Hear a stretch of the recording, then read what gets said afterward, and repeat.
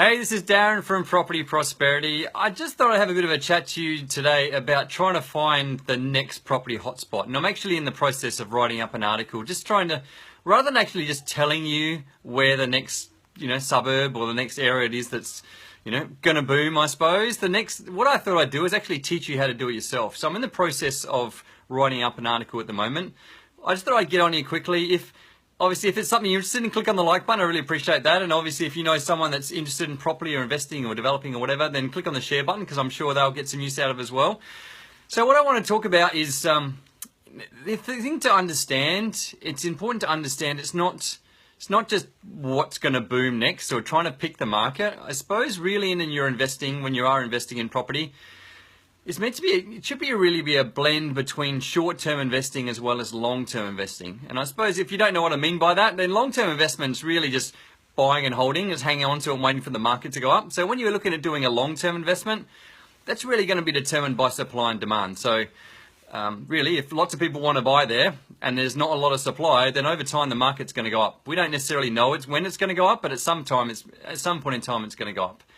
Likewise, if there's not a lot of demand, a lot of supply, we probably know the market's not going to go up particularly quickly, or it might even go down. So that's long-term investing. The other thing we're talking about is short-term investing, and that might be actually creating value in the property. So that might be renovating, or might be buying a block of land and building that can create some value, or it might just be buying a property and subdividing, or doing a development, or a combination of all these things. You might buy an old house, subdivide it, renovate the house, sell that off, and then build a house at the back, or sell the land off at the back, or whatever. So, thing to understand, if you really want to be successful at property, you should be doing a mixture of both these, because the benefit of that is I suppose it gives you a safety net. If you're creating value in your development as well, then regardless of what the market's doing, you're making money. But then on top of that, if the market goes up, it's like a bit of a bonus. And so there's a whole pile of benefits to hanging on to property for the long term. There's a whole pile of tax benefits as well as things like depreciation, a whole pile of other different things.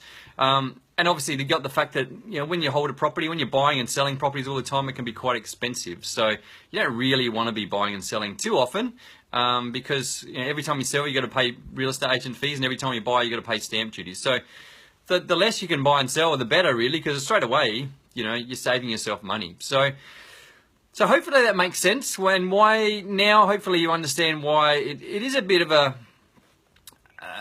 thing that people don't necessarily understand is when you're looking at the best place to buy and the best next property hotspot, it's a combination of not only investing for the long term, trying to pick the market, pick supply and demand sort of factors, but also it's looking at those short-term factors. The property itself. I don't know if anyone knows about economics. So, really when they're looking at the long term, that's macroeconomics. And when you're looking at the short term, that's really microeconomics. So in the property sense, macroeconomics is supply and demand and what the market's going to do.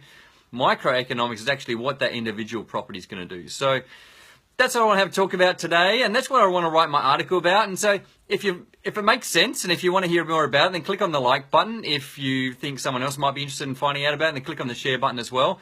What I've actually done is I've created a link down the bottom there. You'll see on this post. You click on that link, that will allow you to register. And then if you are interested in finding out the article when I put it all together, and you'll be the first on the list to get a copy. What I'd really appreciate too is if you've got particular questions or something else you want to talk about, or you want me to mention when I'm writing my article, then put a comment in the comment box. I really want to know. Where is it that you struggle trying to find, a good place to invest? Is it the long-term investment or is it the short-term investment, trying to create value in the property? Or is it more just about, what's the market going to do and how do I try and pick the market? So put some comments in the comments box. I really appreciate it. Click like on the video if you liked it. Click share if you think there's someone else out there that might get some use out of it. And obviously, put some comments in there now. I'm happy to try and respond and give you some feedback and try and give you as many tips as I can. So click on the link, get a copy of my article, and I look forward to talking to you again soon. Bye for now.